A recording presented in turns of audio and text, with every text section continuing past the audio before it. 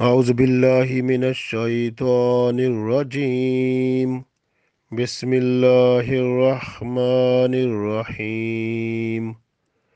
يا أيها الذين آمنوا أنفقوا مما رزقناكم من قبل أن يأتي يوم لا بيع فيه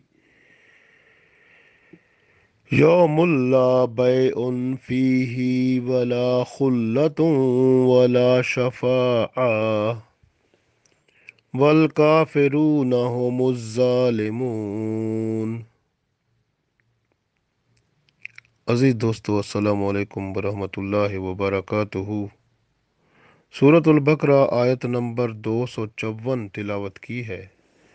اس آیت میں اللہ تعالیٰ ارشاد فرماتے ہیں کہ قیامت کا دن آنے سے پہلے ہی جو اللہ نے آپ کو دیا ہے اس کو خرچ کر ڈالو، کیونکہ اس دن آپ خرچ کر کے کوئی نیکی نہیں کما سکو گے۔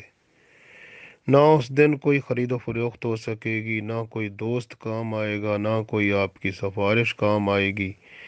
تو وہاں پر جو دن سخت ہے، جو قیامت کا، اس دن اللہ تعالیٰ فرما رہے ہیں آپ اس قابل نہیں ہوں گے کہ جو نیک عمل کریں آپ کا وہ قبول کر لیا جائے۔ نیک اعمال قبول اب ہوتے ہیں جب دنیا موجود ہے، آپ کے پاس وقت ہے تو ادھر آپ کرتے جائیں، نیک اعمال کریں، ایمان کی حفاظت کریں، تو خرچ کریں تاکہ اللہ تعالیٰ کے پاس وہ سب کچھ آپ کا محفوظ ہو جائے۔ اور جو ایسا نہیں کرتے اللہ تعالیٰ ان سے ناراض ہوتا ہے، حتیٰ کہ وہ کفر تک پہنچ جاتے ہیں۔ اس لیے اللہ فرماتا ہے والکافرون هم الظالمون، اور جو کافر ہوتے ہیں وہ ظالم تو وہی ہوتے ہیں نا۔ تو اس لیے اللہ فرماتا ہے کہ یا ایہا الذین، اے یا ایہا الذین آمنو، اے ایمان والو، یا ایہا الذین آمنو، اے ایمان والو، انفقو، خرچ کرو، مما، جو کچھ کے، رزقناکم، ہم نے تمہیں رزق دیا، من قبل، اس سے پہلے، ان یاتیا، کہ آ جائے، یوم، وہ دن، لا بیعن، جس دن میں نہ خرید و فروخت ہو سکے گی، فیہ کا مطلب اس میں، یعنی اس دن میں نہ کوئی خرید و فروخت آپ کر سکو گے، ولا خلتن، اور نہ کوئی دوستی کام آئے گی، ولا شفاعہ، اور نہ کوئی سفارش کام آئے گی، والکافرون، اور جو کافر ہیں، ہم الظالمون، وہی لوگ ہی کافر، وہی لوگ ہی ظالم ہیں۔ والکافرون ہم الظالمون، اور جو کافر ہیں وہی تو ظالم ہیں۔ اب غور کریں، اس میں اللہ تعالیٰ نے انفقو کا ارشاد فرمایا، انفقو حکم ہوا، خرچ کرو، مما رزقناکم، یعنی جو اللہ نے رزق دیا اس کو خرچ کرو۔ اب خرچ کریں، حکم کیا ہوا؟ خرچ کریں۔ کہاں سے خرچ کریں؟ جو آپ کو اللہ نے دیا، رزق تو اللہ دیتا ہے نا، تو اللہ نے جو رزق آپ کو دیا اس کو خرچ کرو۔ جو بندہ کہتا ہے میں نے خود کمایا تو وہ تو ظالم شخص ہے نا، کیونکہ اس کو دیا تو اللہ نے۔ اگر اللہ تعالیٰ صحت نہ دیتا، بیمار کر دیتا، تو رزق کیسے کما سکتا تھا؟ اگر اس کا کوئی ایکسیڈنٹ، حادثہ کرا دیتا تو کیسے رزق کما سکتا تھا؟ اس کے پیسے کو، چیزوں کو چور ڈاکو کھا پی جاتے، لوٹ جاتے، تو کہاں سے وہ رزق اس کے پاس ہوتا؟ تو اس نے چوروں ڈاکوں سے بھی حفاظت فرمائی اس کی۔ اسی طرح اگر کوئی جھوٹ فریب اور دھوکے سے اس کا مال برباد کر دیتا، یا لے جاتا، یا اس کے ساتھ دھوکہ دہی کرتا، تو پھر وہ اس کے پاس رزق کہاں ہوتا؟ اسی طرح سے آپ دیکھیں کہ نفس اور شیطانی حربے دوسرے بھی بہت ہوتے ہیں، جن سے اس کا مال تباہ ہو جاتا، اس سے نہ، اس کے پاس نہ رہتا تو کیا کر سکتا تھا؟ اللہ تعالیٰ نے اسے بندے کو صحت دی، اور صحت جو ہے یہ اللہ تعالیٰ کی بہت بڑی نعمت ہے۔ तो इसलिए सेहत अल्लाह ताला ने अता फरमाई। जब अल्लाह ताला ने बंदे को सेहत अता फरमाई और फिर बीमार भी ना किया, और काम करने की ताकत भी दी, और फिर यह है कि उसका कोई हादसा भी ना हुआ, ज़ख्मी भी ना हुआ, कोई तकलीफ़ भी ना हुई, उसको हर तरह से हिफाजत में रब ने रखा। और फिर चोर डाकुओं से भी उसकी हिफाजत की, फिर जो है धोखा फरेब करने वालों से भी उसकी हिफाजत की, फिर नफ्स और शैतानी हरबों से भी उसकी हिफाजत की, जिससे उसके माल का नुकसान हो सकता था। तो ये सब कुछ तो अल्लाह ने किया बंदे पर। तो इसलिए कहा जाता है जो रिज़्क मिलता है वो अल्लाह का फजल होता है, अल्लाह की तरफ से होता है। जो अल्लाह का फजल आपके पास अब आ गया, तो आपको हुक्म हो गया कि उसको अपने पास ना रखो, बल्कि खर्च करो उसको।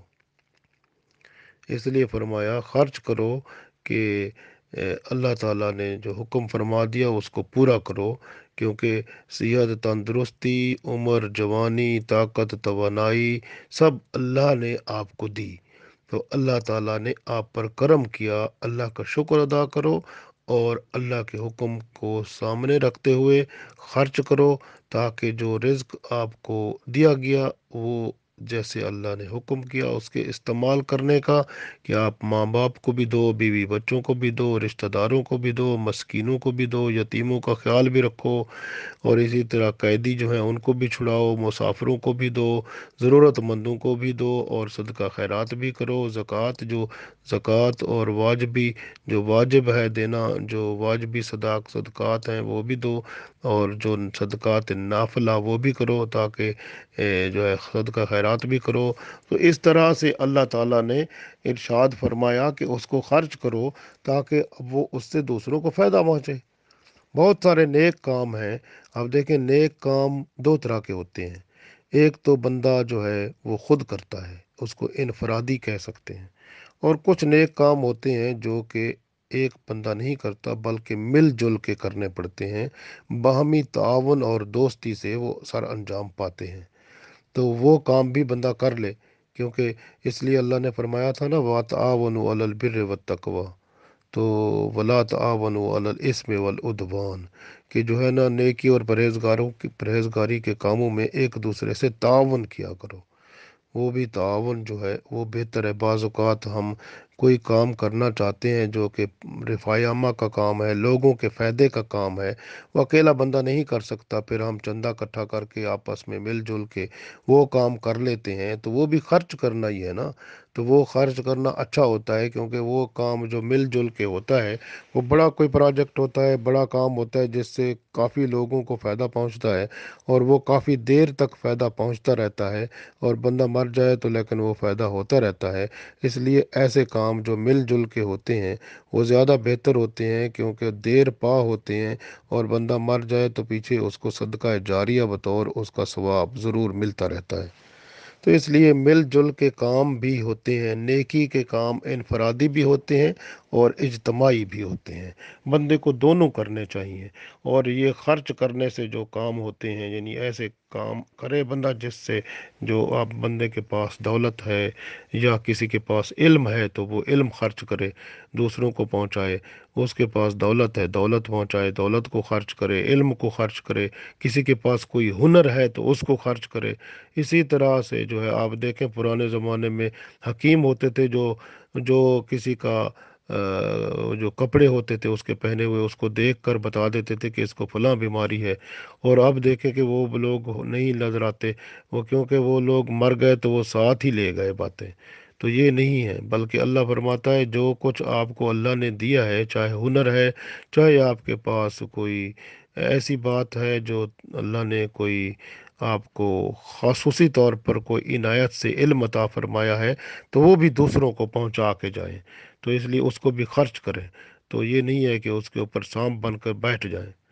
तो इसलिए नेक काम जो इकट्ठे होते हैं, यानी इनफरादी होते हैं, वो भी करें, और जो इज्तमाही होते हैं वो भी करें, ताकि आप जो है मुआशरे के अंदर जो है वो अच्छाई और बेहतरी को आप रिवाज दें। اور اسی طرح سے یعنی بندے جو ہیں اس طرح گناہوں سے بھی بچیں گے، برائیوں سے بھی بچیں گے اور نیک کام کریں گے۔ ایسے پروجیکٹ بنا کے آپ چھوڑ جائیں تاکہ مل جل کے بھی کوشش کریں، خود بھی کوشش کریں۔ تو رسول اللہ صلی اللہ علیہ وسلم کے پاس ایک بندہ آیا تو اس نے پوچھا کہ یا رسول اللہ صلی اللہ علیہ وسلم، کون سا صدقہ بہتر ہے؟ تو آپ صلی اللہ علیہ وسلم نے فرمایا جو تو حالت تندرستی میں دیتا ہے، یعنی بندہ جب تندرست ہوتا ہے اس وقت وہ صدقہ دار خیرات کرتا ہے تو وہ سب سے بہت اہم ہے، کیونکہ خود کمایا ہوتا ہے اس کا حلال طریقے سے۔ تو ایسے طرح کے صدقے کرنے میں بندے کو جلدی کرنی چاہیے، کیونکہ زندگی کا پتہ نہیں کب ختم ہو جائے۔ تو ایمان لانے کے بعد مالی اور جانی قربانیاں تو دینی پڑتی ہیں۔ تو اسی طرح جیسے میں نے عرض کیا، زکوٰۃ ہے، عشر ہے، صدقات واجبہ ہیں، تو ان کے ساتھ ساتھ صدقات نافلہ بھی کرنے پڑتے ہیں۔ پھر انفاق فی سبیل اللہ، یعنی اللہ کی راہ میں بھی بندے کو خرچ کرنا پڑتا ہے۔ تو یہ جو ہے بندہ ہمیشہ کنجوس نہ بنے اور نہ فضول خرچ بنے، بلکہ میانہ روی اختیار کرے۔ قیامت کا دن آنے والا ہے جس کے بارے میں اللہ تعالیٰ نے ارشاد فرمایا، یہ دیکھیں کہ انفقوا مما رزقناکم، کہ آپ خرچ کرو اس رزق سے جو ہم نے آپ کو دیا ہے، من قبل، اس سے پہلے، ان یاتیا، کہ آ جائے، یوم، وہ یوم، قیامت کا دن، لا بیع، جس میں نہ کوئی خرید و فروخت آپ کر سکو گے، فی ہے ولا خلتوں، اور نہ کوئی دوست کام آئے گا، ولا شفا، اور نہ کوئی سفارش کام آئے گی۔ تو وہ دن ایسا ہے۔ تو قیامت کا دن جو ہے جس میں کوئی شک نہیں ہے، آپ یہ سمجھو قیامت کے دن آپ خرچ ہی نہیں کر سکو گے۔ آپ کے پاس اگر اس وقت ایک دم قیامت جب آئے گی تو ایک دم آئے گی، اس وقت جو کچھ بھی ہوگا آپ کا کوئی خرچ نہیں ہو سکے گا، فائدہ کچھ نہیں ہو سکے گا۔ حتیٰ کہ جب قیامت کی سب سے بڑی نشانی یہ ظاہر ہوگی کہ سورج جو ہے وہ جو مشرق سے نکلتا ہے، وہ مغرب سے جب طلوع ہوگا تو توبہ کا دروازہ بند ہو جائے گا۔ تو بندے کے اعمال جو ہیں، جو نیک کرو گے تو وہ بھی قبول نہیں ہوں گے اس کے بعد، نہ برے اعمال، نیک اعمال، سب کچھ کیونکہ وہ جو اس کے بعد قیامت کا آخری منظر سامنے ہوگا تو وہ بندے کی توبہ استغفار قبول نہیں ہوگی۔ تو طلوع جب طلوع سورج ہوگا مغرب سے، تو قیامت کی بڑی نشانی یہ ظاہر ہوگی، تو توبہ کا دروازہ بند ہو جائے گا۔ تو اس لیے اب وقت ہے، قیامت کے دن آپ خرچ کرو گے تو اس کا کوئی فائدہ نہیں ہوگا، اور نہ کوئی آپ کا دوست کام کر سکے گا، آپ کے فائدے کو پہنچا سکے گا آپ تک، نہ کوئی کسی کی سفارش قبول ہوگی۔ ہاں، سفارش یا شفاعت جو اللہ جس کو حکم کرے گا تو وہ اس کے ذریعے سے قبول ہوگی۔ لیکن اب اللہ تعالیٰ نے یہاں بتا دیا کہ آپ کو حکم ہے کہ جو آپ کو اللہ تعالیٰ نے دیا ہے اس کو خرچ کرو، تاکہ اس کو اپنے پاس نہ رکھو۔ اگر کسی نے قرآن پڑھا ہوا ہے وہ دوسرے کو پڑھا دے، اگر کسی کو نماز آتی ہے وہ دوسرے کو نماز سکھا دے، اگر کسی کو کوئی نیک عمل آتا ہے وہ کسی کو سکھا دے، اگر کسی کو کوئی دعا یاد ہے، کوئی اور نیک کام یاد ہے وہ دوسرے کو سکھا دے، اگر کسی کو وضو کرنے کا طریقہ آتا ہے دوسرے کو سکھا دے، اگر اسی طرح سے اگر دنیا کا علم جو ہے، جو فائدے کا علم ہے، کسی کے پاس ہے دوسرے کو وہ بھی سکھا دے۔ اسی طرح سے جو بھی بندے کے پاس اللہ تعالیٰ نے اس کو عطا کیا، چاہے جو دنیا کا فائدہ عطا کیا، آخرت کا فائدہ بندے کے لیے عطا کیا، وہ بندے کے پاس جو ہے وہ سب کچھ اپنے پاس نہ رکھے اور دوسروں کو پہنچاتا جائے، کیونکہ جس طرح بندہ خالی ہاتھ آیا تھا وہ خالی ہاتھ ہی جانا ہے۔ اس لیے دنیا کی چیزیں یہیں چھوڑ کر جانی ہیں، اور دوسروں کے ہاں اگر دوسروں کے حوالے کر جائے گا تو وہ دوسرے اس کو استعمال جب تک کرتے رہیں گے، بندہ قبر میں چلا جائے گا تو پیچھے اس کو ثواب بطور صدقہ جاریہ ملتا جائے گا۔ تو یہ بہت اہم بات اللہ تعالیٰ نے بتا دی، یہ سب ہمارے فائدے کی باتیں ہیں۔ اللہ تعالیٰ ہمیں ہمارے فائدے کا دیکھیں کتنا خیال فرماتے ہیں، تو لیکن ہم خود اللہ کا نہ شکر ادا کرتے ہیں اور نہ ہی اس کی قدر کرتے ہیں۔ ہمیں تو چاہیے کہ ہم تو اللہ کے محبت میں، پیار میں، ان کے شکر میں اتنے دیوانے ہو جائیں کہ سب کچھ بھول جائے، اس کی حکم کے سامنے ہم سارے مسجود ہو جائیں، جو فرمایا اس نے پورا کرنے والے بن جائیں۔ اس لیے قیامت کی یاد دلا کر اللہ تعالیٰ خرچ کرنے کا حکم عطا فرما رہا ہے۔ یہ کتنی بڑی شان ہے کہ اللہ تعالیٰ ہمیں اتنا سخت حکم بھی اس لیے دے رہے ہیں کہ کسی طرح ہم وہ ثواب کمانے کے قابل ہو جائیں تاکہ ہمارا جنت میں ٹھکانہ ہو جائے۔ تو اللہ تعالیٰ دیکھیں کتنا بندے پر مہربان ہے، اور بخل اور کنجوسیت جو ہے وہ بندے کو کفر تک پہنچا دیتی ہے۔ اس لیے نہ بندہ فضول خرچ بنے اور نہ کنجوس بنے، بلکہ درمیانہ طریقہ اختیار کرے۔ یہ سب سے اہم بات ہے۔ اور آپ دیکھیں آگے اللہ تعالیٰ جب آیت ختم ہوتی ہے، اللہ فرماتا ہے وَالْكَافِرُونَ هُمُ الظَّالِمُونَ، اور کافر تو وہی ہیں جو ظالم ہیں، کیونکہ جو کنجوس ہوتے ہیں وہ کنجوسیت کفر میں لے جاتی ہے بندے کو، جو خرچ نہیں کرتے۔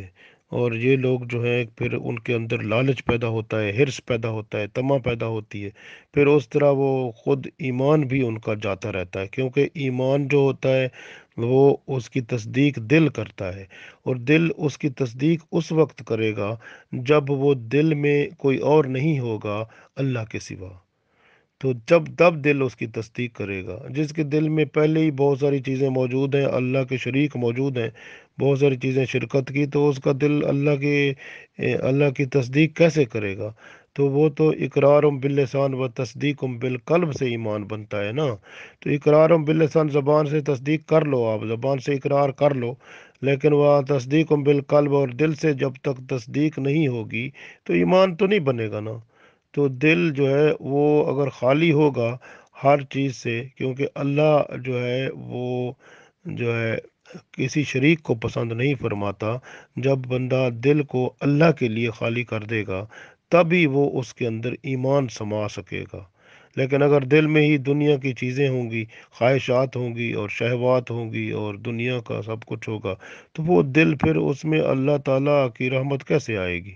اللہ کی یاد تو ادھر ہی آتی ہے نا جس میں جو ہے طلب ہوتی ہے، اور جس کے اندر صفائی ہوتی ہے اتنی کہ وہ اس کے اندر اللہ کی رحمت آئے تو کوئی شریک اس میں ہوتا ہی نہیں ہے، تب اللہ کی رحمت اس میں آتی ہے۔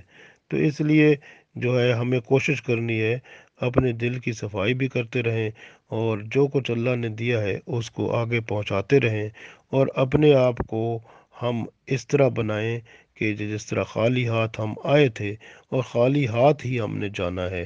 اور یہ جو کافر ہیں، کافروں کی خوبی ہے کہ وہ مال اور اعمال جو ہوتے ہیں ان کو نفس اور شیطان کے حوالے کر دیتے ہیں، اور مالی اور بدنی معصیت اور گناہوں میں گھر جاتے ہیں۔ اور اسی طرح جس طرح کہ ہم دیکھیں نیک اعمال اور عبادات اور معاملات نفس پر کیونکہ بھاری ہوتے ہیں، اس لیے مسلمان بھی جو اس سے کتراتے ہیں اپنے آپ کو، پھر آہستہ آہستہ وہ کفر کی طرف ہی جانب ہوتے ہیں، کفر کی طرف ہی بڑھتے ہیں۔ تو کیونکہ گناہ و فسق و فجور جب بڑھ جاتا ہے تو آہستہ آہستہ پھر وہ باؤنڈری جو اسلام کی ہے وہ بھی بندہ کراس کر لیتا ہے۔ تو اس لیے اللہ تعالیٰ نے ارشاد فرما دیا کہ آپ اپنے آپ کو بچاؤ کہ جو ہے نا حرص، طمع، لالچ اور اس طرح کی چیزوں سے، اور یہ اس وقت پیدا ہوتی ہیں جب بندہ کنجوس بنتا ہے اور اپنی چیز کو اپنے پاس ہی رکھتا ہے۔ تو اس لیے اللہ نے خرچ فرمانے کا حکم فرمایا تاکہ اس سے معاشرے میں ترقی بھی ہو، کیونکہ خرچ جب بندہ کرتا ہے نا تو معاشرے میں کسی کو روزگار ملتا ہے، کسی کا فائدہ ہوتا ہے، اور معاشرے میں ترقی ہوتی ہے۔ تو اللہ تعالیٰ یہ فرماتے ہیں کہ مسلمانوں کا معاشرہ ترقی کرے، اور جو ہے یہ جو ہے آپس میں ترقی اور بہتری جو ہے وہ ایک بندے تک محدود نہ رہے، بلکہ سب لوگ اس سے فائدہ اٹھائیں۔ تو یہ اللہ تعالیٰ سب کے لیے کتنا مہربانی فرماتا ہے۔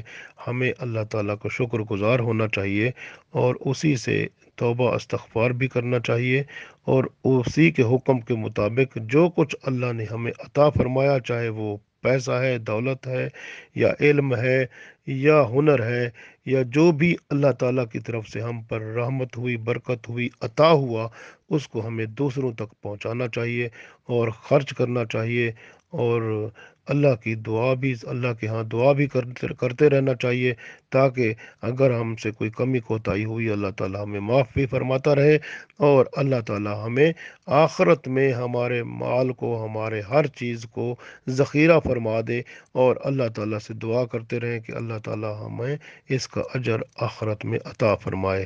اللہ تعالیٰ سے دعا ہے کہ ہمارا جو بھی ہم نے کمایا، جو اللہ کے حضور ہم نے خرچ کیا اور جو خرچ کرتے رہتے ہیں، اس میں ہم سے کمی بیشی ہو تو اللہ تعالیٰ ہمیں اپنی رحمت سے اپنے دین کی طرف مکمل طور پر چلا کر شریعت کے مطابق عمل کرا کے اس دنیا میں بھی کامیاب فرمائے، اور آخرت میں بھی اللہ تعالیٰ ہم سب کو کامیاب فرمائے، آمین۔